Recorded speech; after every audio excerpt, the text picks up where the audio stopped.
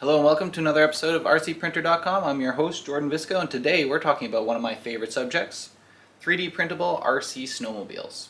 So for about the past year or so, you've been able to build these guys here, which are the Skeeride 3D printable snowmobiles by designer BuildItBetter. And they work really great, and we sell kits for them at RCPrinter.com. We sell screw kits, bearings, servos, motors, speed controllers, TPU tracks, gears, lights if you'd like to install lights. A lot of the components that you need to actually build the Skeeride snowmobile you can get at our website. However, in the last few months, designer Pascal Robert from RC Creations has come out with a new model, which is this one right here, and that's the Alpha-6. So in this video here today, we're going to take you through the differences between the Skeeride and the Alpha-6, and we'll try and help you decide which one you want to build. So make sure you stick around, and if you enjoy the video, please consider giving us a like or subscribe. It really helps me out.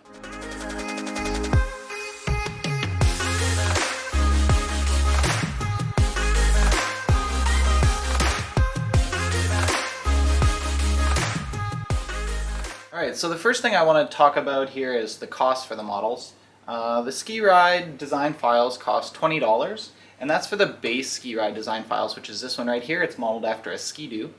And if you want to spend a little bit more, you can spend an additional $10 and you can get body panels like this. These are the Polar style body panels, and you can also get a set of Yamaha ones as well. The Yamaha ones are also $10 extra. Now on the flip side, if you wanted to get into an Alpha-6, the design file for that are much more expensive. It's actually $60 US for the Alpha-6 design files, so you have to decide for yourself if that's something you want to spend a little bit more money on. In terms of components, they both use the same 540 electric RC motors and speed controllers. They use similar shocks. If I remember correctly, the Alpha-6 uses a few more smaller bearings in it than the Skeeride does, but in terms of screws and bearings, it's pretty much the same. What you will be spending a little bit more on the Alpha-6 as well is some of the machined parts. So you do need to machine a 5mm drive shaft in order to install the belt drive for the Alpha-6. The Alpha-6 as well does require some Traxxas specific ball joints in order to get the front suspension to work. And also the rear track is connected with some 3mm brass tube and some couplings on the end of it, so you will have to acquire those, which is something you don't need with the Skeeride, which uses a couple more 3D printed parts. Now, although the Skeeride does not require those metal components, they are something you can add. And one other thing about the Skeeride, just because it's been available for a year and a half now, is the user community is quite vibrant. So you can go on to the Discord and you can go on to the Facebook group and you can find a lot of people who are building and making modifications for the Skeeride. So you can add to the Skeeride a lot of the ball joints and belt drivetrain if you would like, but the stock setup is much simpler and easier to build than the Alpha-6 would be. So with the Skeeride, you get to make the decision if you want to build something that's nice and simple right off the bat, or you can use the mod files and upgrade it. Whereas the Alpha-6 just kind of assumes you're going to want those parts anyways, so that's what's included in the base design files. Now size-wise, these are all 1/6 scale RC snowmobiles. However, you can see that the Alpha-6 is slightly smaller than the Skeeride. So you can see the width of the stance is a bit smaller on the Alpha-6 than on the Skeeride. Lengthwise as well, it's a bit smaller. It's pretty much just as tall. The track is a bit shorter as well. The Skeeride uses a 38-piece track, whereas I believe the Alpha-6 uses a 35-piece. But interestingly, the skis for the Alpha-6 are slightly longer than the ones for the Skeeride, despite it being a bit smaller in all the other dimensions. Although you can see here that nose to tail, the Skeeride is a little bit longer. The front skis of the Alpha-6 stick out a bit further, and I think that's because these spindles here are at such an angle. But despite all those minor differences in size, they are all 1/6 snowmobiles, and they are basically the same size. In terms of weight, with all the electronics installed but no battery, the Alpha-6 is coming in at 1.66 kilograms.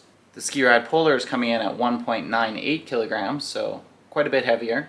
And my original Skeeride here is coming in at 1.75 kilograms. So there is definitely a bit of a difference in weight between them. Now for looking at the bodies, it's kind of a matter of preference, but you can tell the Skeeride designs are a little bit bigger and chunkier, a little bit more angular, whereas the Alpha-6 is smoother and a little bit more refined. I do think some of the design details on the Alpha-6 are really nice, like these handlebars. That rear bumper is secured a lot better than the ones on the Skeeride. I like the way the body panels screw into nuts that are hidden inside the frame. So it's much easier to remove those body panels and put them back on again over and over without stripping anything. So you can tell Pascal's gone through a lot of iterations to get to this snowmobile we're at today. So let's dive into some front end differences between the two different snowmobiles. The Skeeride snowmobiles use these chunky A-arms and spindles in order to give the snowmobile a little bit more strength. It uses countersunk screws in order to provide the swiveling and suspension motion. I have had some problems with these spindles breaking on the Skeeride, so in the mod files for Skeeride I always print the heavy duty steering knuckles. With the newer Skeeride files, you can also find mods for these A-arms, so you can use ball joints on the end and if you don't want to use these screws, and then your snowmobile is going to move just a little bit smoother.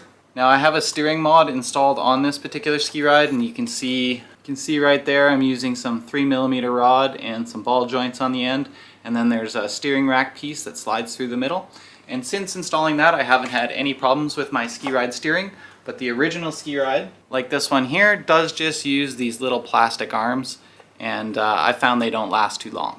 Now the Alpha-6 uses these TPU spindles here, and there's a long, I think it's 45mm or maybe 50mm bolt that runs down through it, providing it some rigidity.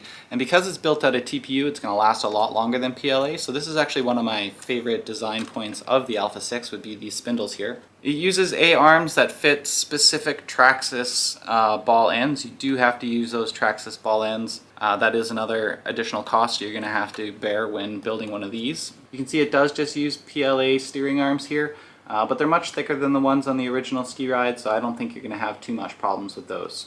Now in terms of shocks, there's not much space up front in the snowmobile, so you do have to use fairly thin shocks in order to fit them through the A-arms. But I found with the Alpha-6, they had to be super thin, and I ended up having to use shocks in here that I'm not super happy with, and I don't get a lot of action out of the front end on my Alpha-6, whereas the Skeerides here, you can see I get a lot more movement. However, when I do get that movement, it does cause the front skis to splay a bit, so obviously it'd be better if that didn't happen. So that'd be my main gripe with the Alpha-6 here, would just be that it would be really nice if there was some more space in between those front A-arms so that you could get just a little bit of a larger sock in there and get a little bit more movement. Also it'd be nice if those A-arms were just a little bit wider and widened out the stance a bit, because having a narrower stance does make it a bit tippier. So next we'll talk about the skid. All the Skeeride versions use the same basic skid where you have a right and a left piece for the skid and a couple of linkage pieces here, and they use one longer shock in the back and a shorter shock up front. There's a drive shaft up here which has some cogs on it that moves the track along, some rollers in the back, and some guide bearings along the top. The Skeeride gives you the option of using a PLA track or a TPU track, and there's also in the mod files you can find a 4-piece instead of a 38-piece TPU track, and even a 1-piece TPU track. So you got a lot of different options. For the rear guide rollers as well, stock it comes with round rollers, but you can also get ones with teeth on them that I find work a lot better with the TPU track, and that's what I have on this one. I have the PLA track on the other one, but I do tend to like the durability of the TPU track a bit better, even though it does stretch a bit, and you just need to make sure that everything's tight and aligned properly before you run it. Now with the Alpha-6, it has a 1-piece skid, and it has 2 shocks that are aligned on either side. There's also a limiter strap here that you build so that the track can't move too far away from the sled. The guide wheels on the back come spoked by default. On the top here it rolls along some 3mm bars with some plastic rollers. There's a couple guide rollers up here near the front. In general though, they're pretty similar skids. The main differences are just that this is a single piece one, and that's because the sled that this one is designed after, the Alpha-1, uses a 1-piece skid as well. Alright, so let's take a moment here and we'll open them up and see if we can't take a look at what the interior space looks like, how the electronics are laid out, and what the drivetrain looks like in each. So here's my original Skeeride, and this one opens really easily. There's just this little gas cap here and you turn it. Once you have it flat, the top just pops right off and you can see inside. So you can see here my speed controller is just bouncing around inside. I haven't secured it very well. The motor's popping out the side here. We're just using a cheap brushless kit motor there. And to get to the gears and the drivetrain for the original Skeeride, it's actually a bit of a chore. You have to undo these 2 side bolts here and then the one under there, and then you can slide off this whole front piece. So we'll do that now.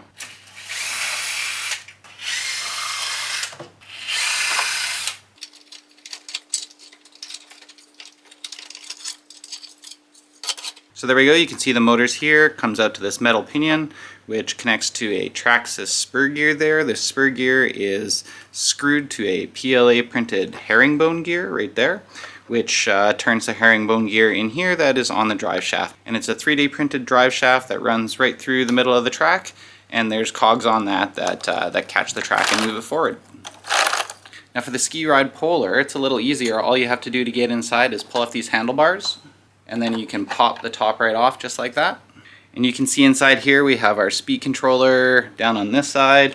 The motor's on this side. It's set up the same way with a metal pinion, Traxxas spur gear, and then some herringbone gears. Now you can upgrade your Skeeride with a belt drive, and a lot of people have done that, and there's design files for that in the mods, so that's something you can check out as well. But yeah, that's what it looks like, and taking the body panels off of the Skeeride Polar is also a lot easier. These two front white sections here, you can cut them in half, and then you can remove them individually. So if I want to just take off this one side here, I just have that one screw there and the one screw there, and I can pull off just that side to work on it, which makes it a lot easier. Now to get to the interior for the Alpha-6, so we can take a look at the drivetrain, we actually have to undo this one screw here, this one screw here, that one screw there, and that one screw there, and then the whole side is going to pop right off.